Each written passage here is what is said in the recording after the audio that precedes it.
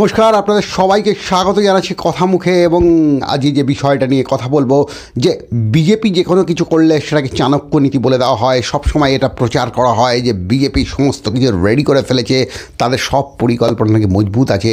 আর বিরোধী জোট অর্থাৎ ইন্ডিয়া জোটের কম্পোনেন্টের মধ্যে সব কুছ কালা হয়, সব কুছ ঘোটালা হয়। বিষয়টা কিন্তু আর সেরকম নয়।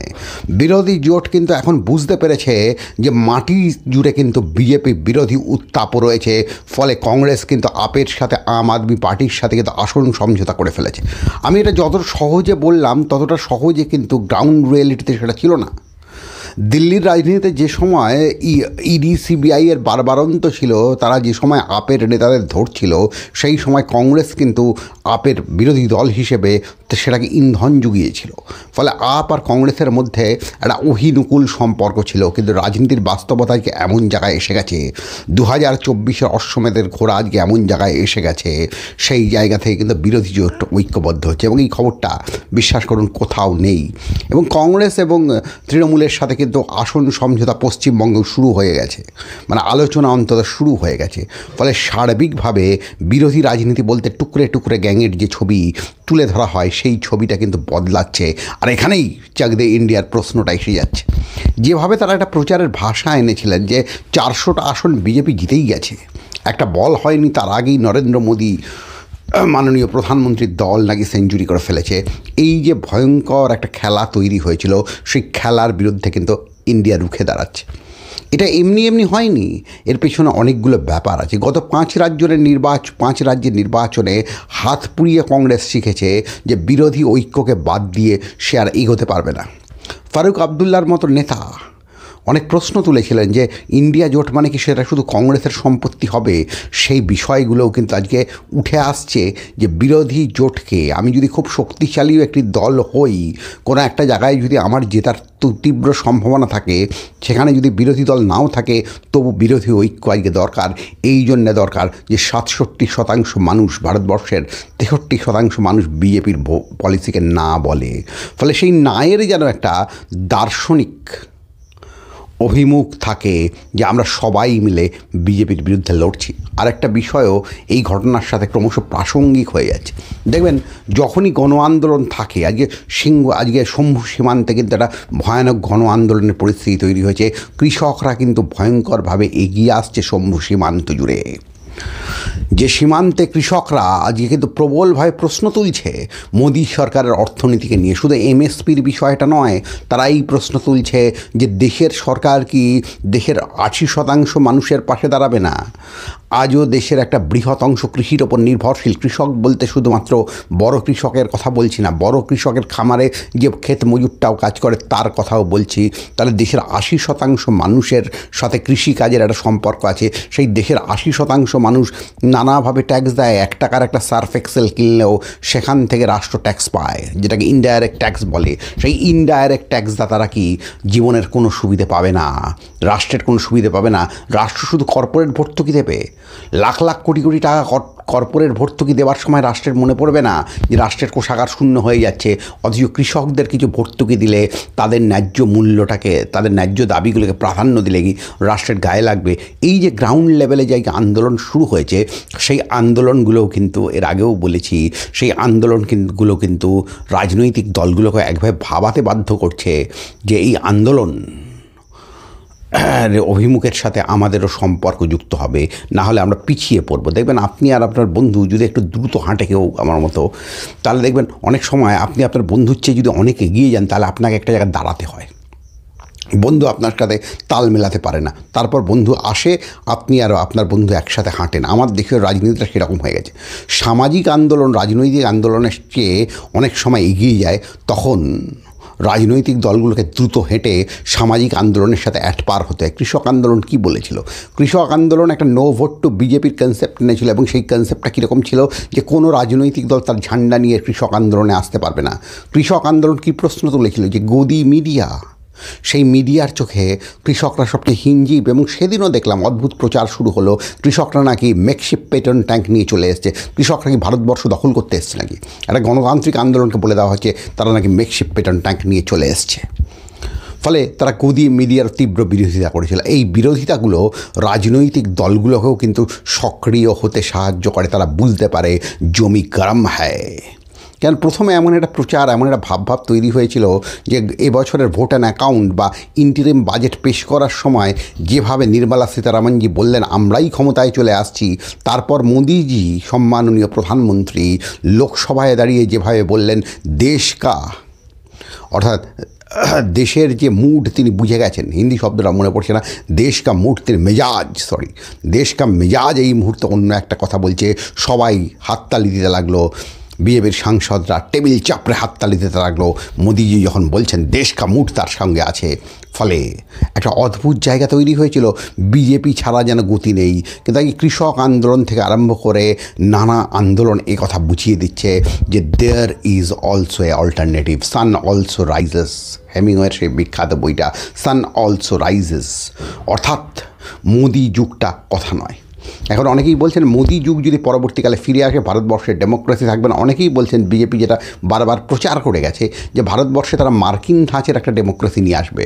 মার্কিন ধাঁচে যেমন বহুদলীয় গণতন্ত্র নেই, দুটো মেজর পার্টির মধ্যেই প্রেসিডেন্ট নির্বাচন নিয়ে টক্কর হয়, সেরকম ধাঁচের একটা গণতন্ত্র আনবে। ফলে ভারতবর্ষের যে বহুদলীয় সংস্কৃতি, বহুমাত্রিক সংস্কৃতি, সেই সংস্কৃতি ধ্বংস হয়ে যাবে।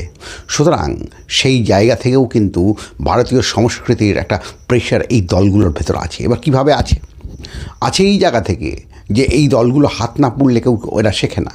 এই দলগুলো দেখে যে ভোটের মানচিত্রে বিজেপি তুলনায় অনেক কম ভোট পায় কিন্তু হই হই করে জিতে যায়। ফলে আমরা যদি কিছু ক্ষেত্রে ঐক্যবদ্ধ হতে পারি তাহলে বিজেপিকে বহু ক্ষেত্রেই আমরা আটকে দিতে পারবো। এখন কেরালা এই মডেলের একটা খুব উজ্জ্বল জাজ্জল্যমান উদাহরণ। কেরালা নিয়ে এখানে খুব একটা কথা বলা না। কেরালায় দেখবেন কংগ্রেস সিপিএমের মধ্যে তীব্র লড়াই থাকে, তবু কিন্তু কেরালায় ভয়ঙ্করভাবে বিজেপি বিরোধিতার প্রশ্নে একটা অন্য ধরনের সামাজিক ওয়েদার তৈরি করা হয়। সেই ওয়েদারটা তৈরি করাও কিন্তু পশ্চিমবঙ্গের মাটিতে আজকে খুব জরুরি।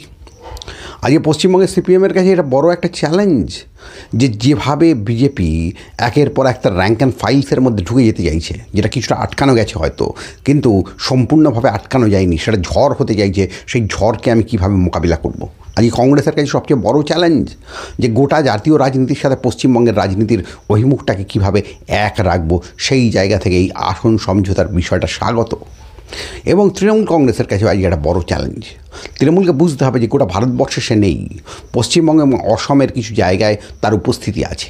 তাহলে বিজেপি বিরোধী লড়াইটাকে গোটা ভারতবর্ষ, তার নিজস্ব যদি লড়াই থাকে বিজেপির বিরুদ্ধে, তাহলে সেই লড়াইয়ের সাথে গোটা ভারতবর্ষের সম্পর্ককে আজকে স্থির করতে হবে। যেটা খুব আশার ব্যাপার সেটা হলো আপের সাথে মাঝখানে কংগ্রেসের সম্পর্ক অত্যন্ত তলানিতে চলে গেছিলো, কিন্তু সেই সম্পর্কটাকে কিন্তু আপ আর কংগ্রেস রিপেয়ার করছে।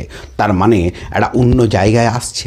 আপের নেত্রী বলছেন যে এইটা হুমকি দেওয়া হয়েছে অরবিন্দ কেজরিওয়ালকে, যে অরবিন্দ কেজরিওয়াল যদি ইন্ডিয়া জোট ছেড়ে না দেন বা আসন সমঝোতার মধ্যে যদি যান তাহলে তাকে নাকি জেলে পোরা হবে। আপের বহু নেতা জেলে চলে গেছে এবং এটা আস্তে আস্তে প্রমাণ হয়ে যাচ্ছে। যেখানেই যে বিজেপির বিরুদ্ধে কথা বলছে সেখানেই ইডি সিবিআই চলে যাচ্ছে।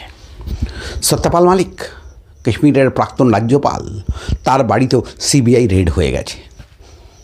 এবার আপনি বলবেন অন্যায় করলে যাবে না? তাহলে শুধু বিজেপি বিরোধীরাই অন্যায় করছে? দুর্নীতির বিষয়টাকে শুধু বিজেপি বিরোধীদের বিষয়ে আবদ্ধ হয়ে রয়েছে? সবচেয়ে বড় বড় দুর্নীতির অভিযোগগুলো তো বিজেপির বিরুদ্ধেও রয়েছে।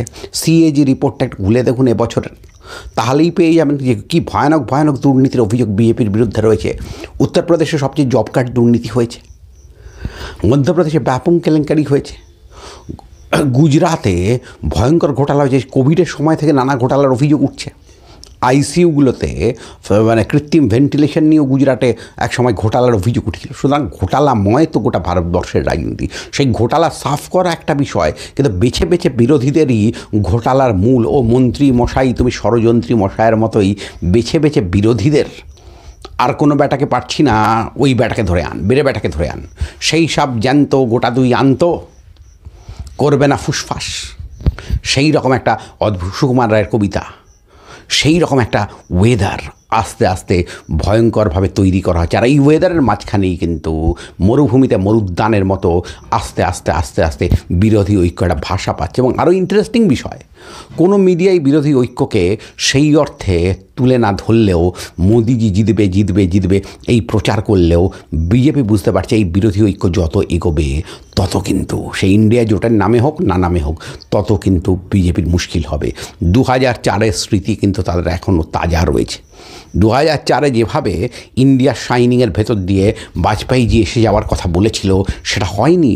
সেদিন কিন্তু ভয়ঙ্করভাবে বামপন্থীরাও এই প্রতিরোধ আন্দোলনের একটা গুরুত্বপূর্ণ ভূমিকা পালন করেছিলেন। সুতরাং সার্বিকভাবে এই মুহূর্তে গ্রাউন্ড জিরো থেকে কিন্তু একটা আওয়াজ উঠে আসছে।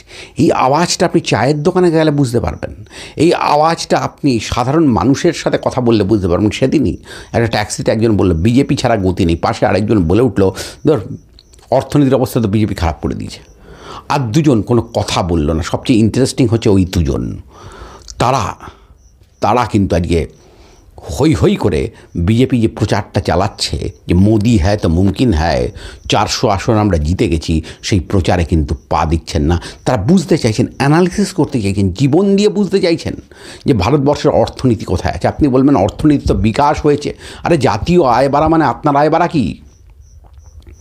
আপনার পাড়ায় কেউ একজন বিরাট শপিং মল করলো মানে আপনার বাড়িটাও শপিং মল হয়ে গেল বা আপনার বাড়িটা 3 তলা হয়ে গেল? ব্যাপারটা তা নয়। আজকে দেখবেন পাকিস্তানের অর্থনীতি আরে বহরে ফিনল্যান্ডের অর্থনীতির চেয়ে অনেক বেশি, কিন্তু মানব উন্নয়নের সূচকে ফিনল্যান্ড পাকিস্তানের চেয়ে অনেক এগিয়ে। ফলে ফিনল্যান্ডে আপনি গেলে কিন্তু শিক্ষা, স্বাস্থ্য, কর্মসংস্থানের অনেক বেশি সুযোগ ফিনল্যান্ডের একজন নাগরিক পাকিস্তানের একজন নাগরিকের থেকে পায়। ফলে ফিনল্যান্ডে মানুষ অনেক সুখী রয়েছে। ওয়ার্ল্ড হ্যাপিনেস ইন্ডেক্সও তাই বলছে। সুতরাং অর্থনীতি বাড়ছে মানে, জিডিপি বাড়ছে মানেই যে আপনার পকেটেও হই হই করে টাকা আসছে, বিষয়টা তো তা নয়। উল্টে আমরা কি দেখি, বিজেপি শাসনে যে কোনো জিনিসের দাম হই হই করে বেড়ে গেছে। আগে যে 22 টাকার আটা ছিল সেটা 40 টাকা হয়েছে, আগে যে জালের দাম ছিল 36 টাকা সেটা 70 টাকা হয়েছে। পেট্রোল ডিজেল তো এখন আসমানি হয়ে গেছে। এবং সব দিকে সবজি থেকে আরম্ভ করে সব কিছুর দাম, ভোজ্য তেলের দাম হই হই করে উপরে উঠে গেছে। বেকারত্ব হই হই করে বেড়েছে। এবং যে কথাটা নির্মলা সীতারামনজির বাজেটেও নেই সেটা হলো 60% দেশের যে শ্রমিক মজদুর রয়েছে তাদের আয় বাড়ানিও কোনো কথা নেই। এবং তার সাথে যুক্ত হয়েছে কৃষকদের ন্যায্য দাবি। ফলে এতগুলো বিষয় কে যদি পরপর ABCD করে আপনি সাজান তাহলে পরিষ্কার হয়ে যাবেন আমার দেশ কিন্তু তীব্রতার সাথে বলতে চাইছে যে তারা ফ্যাসিবাদকে মানবে না। এবং রাজনৈতিক দলগুলো দেরি করে হলেও সেদিকে এগোতে চাইছে। আপ এবং কংগ্রেসের মধ্যে আসন সমঝোতার আলোচনা, একটা আসন সমঝোতা হয়ে যাওয়া একটা শুভ ইঙ্গিত দিচ্ছে। এই বলে এখানেই শেষ করছি। আপনার কেমন লাগছে কথামুখ অবশ্যই জানাবেন এবং কথামুখ হই হই করে সাবস্ক্রাইব করবেন। এবং তার সাথে সাথে বলছি সুইফট বুকসে আমার একটা বই পাওয়া যাচ্ছে, ইউটিউবার শিয়াল ও জঙ্গলে একটা কোন, যদি ভালো লাগে আপনারা বইটা সংগ্রহ করবেন, বইটা পড়বেন, মতামত জানাবেন এবং তার সঙ্গে সঙ্গে কথামুখকে হই হই করে সাবস্ক্রাইব করবেন। ভালো লাগলে জয়েন করবেন, আমাদের মেম্বার হবেন এবং এই অনুষ্ঠান ভালো লাগলে অবশ্যই ইউটিউবে থ্যাঙ্কস জানাবেন। এই বলে এখানেই শেষ করলাম। সবাই খুব খুব খুব ভালো থাকবেন। আবার দেখা হচ্ছে।